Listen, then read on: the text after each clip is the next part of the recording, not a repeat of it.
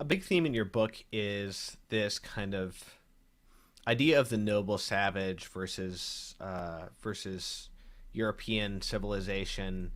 This fantasy of getting back to the noble, kind of simple, primitive life, as opposed to kind of modern, utilitarian, acquisitive, industrial, capitalist, patriarchal, whatever you want to name, civilization, and also and projecting this both back on the Native Americans of the time and projecting modern post Enlightenment problems in Western civilization back on Western civilization of the time as well.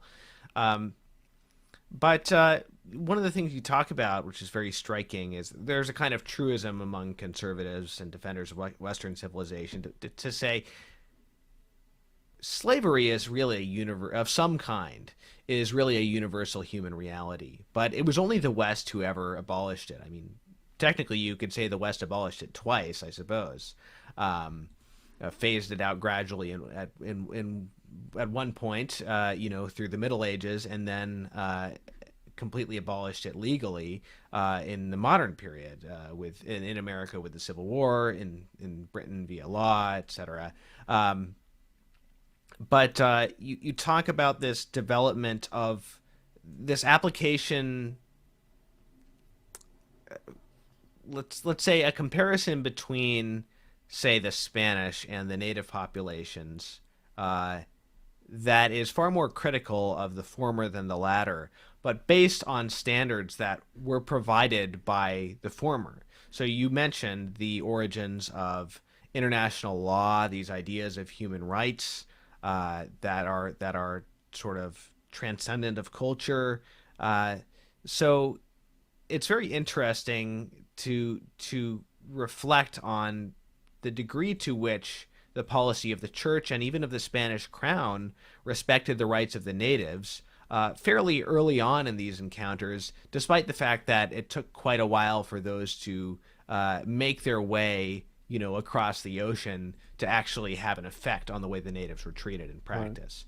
So can you tell us a little bit about what was the policy of especially the Spanish crown? I think as Catholics, we might be willing to give the church some credit or the Pope, but maybe throw the Spanish government under the bus a little bit. So what was the policy of the Spanish crown and thinkers in Spain, even at the time of Columbus, that was so enlightened that it would allow Spain to criticize its own behavior? Yeah, that's exactly the thing that I think ought to be pointed to because, we know that sin and death occur everywhere. We know that people try to exploit people everywhere, but virtue, the attempt to elaborate moral principles, these are the rarities, and we want to pay attention to where these things begin to emerge from.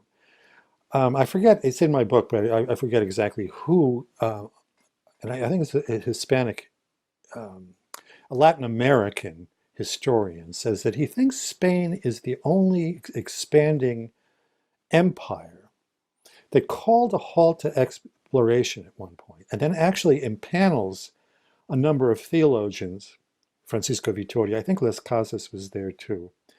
There were some prominent Aristotelians who thought that some people, Aristotle has this phrase, some people are slaves by nature, by which he means, that, by the way, not that uh, they automatically ought to be subjugated. What he means is they're not capable of running a kind of a civilized political order, and therefore they need other people to help them run it.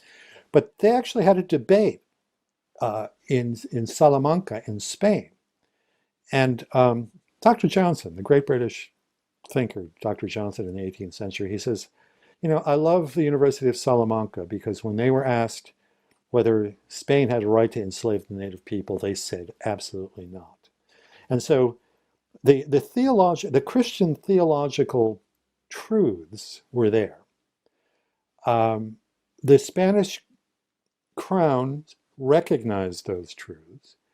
The Spanish crown was unable to implement them or to enforce them in the New World, and that is a great failing on their part, and I think it just has to be recognized for what it is. But look, one thing I would like to say about one image that we might use about this whole material is that it's going to be Columbus Day again, some places, because in other places it's going to be Indigenous Peoples Day. And all the things that you just mentioned, like human rights and equality under the law, these things did not exist in native cultures. They had many other things that were quite admirable. And they're really worth studying because it'll give you a sense of what humanity is like that really amplifies your own sense of the race that we are, the human race. Um, but we're now at the point where we're trying to cancel imperfect figures from the past. And I think Columbus has become almost entirely symbolic in this regard. And so instead of saying, okay, we want to honor the contributions and the reality of indigenous peoples and the contributions and the reality of Africans who were brought here as slaves. Well, we can add other holidays. We don't need to say, no longer are we going to celebrate Columbus Day, we're going to celebrate Indigenous Peoples Day. It's a very odd way to try to be inclusive and to try to now make ourselves aware of other elements in our society by canceling and rejecting and in the attempt to be inclusive to exclude what is the central part of our culture, the central good part of our culture. So I think when you see something like that happening, something else other than an attempt at historical justice is taking place. And it was clear as those statues came down that this was not, look, you could argue that Jefferson and Washington as slave owners themselves, much worse in a way than Columbus. We can't honor them for that. And I think that we say that candidly now. We can't honor them for that. But Jefferson in particular is the guy who said, we hold these truths to be self-evident that men have been endowed by their creator with inalienable rights.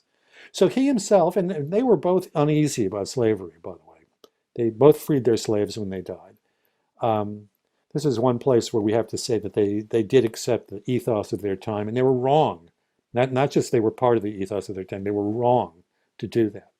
But are we going to reject the virtuous example of Washington? Are we going to reject the philosophical contributions of a man like Jefferson, who enabled us later to fight a civil war to free the slaves? When Lincoln emancipates the slaves, that's very much in his mind. If we're going to do that, we're going to put ourselves on a path of denying the very parts of our culture that enable us to make those more inclusive arguments and enable us to go back and say what about our culture was wrong on the very basis of the central principles that we accept in our culture. So the crisis in the title of my book, The Crisis of the West, that I connect with Columbus, is precisely that as you said earlier, we've become so fragile about our own past history that somehow we can't even be fully adult about this and recognize that we've been partly wrong in the past. But we've also got a treasure here that it might be even a bigger disaster if we lose.